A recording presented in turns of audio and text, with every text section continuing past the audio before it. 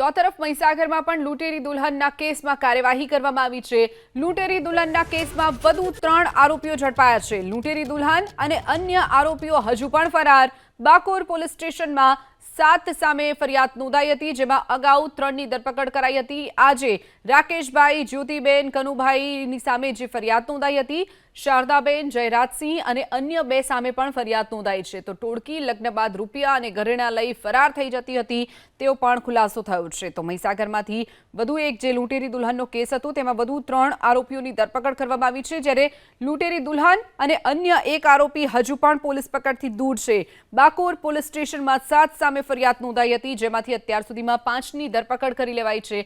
હજુ પણ લૂંટેરી દુલ્હન સહિત અન્ય એક આરોપી ફરાર છે।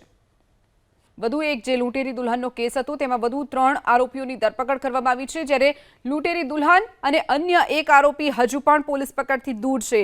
બાકોર પોલીસ સ્ટેશનમાં 7 સામે ફરિયાદ નોંધાઈ હતી, જેમાંથી અત્યાર સુધીમાં 5ની ધરપકડ કરી લેવાઈ છે। હજુ પણ લૂંટેરી દુલ્હન સહિત અન્ય એક આરોપી ફરાર છે।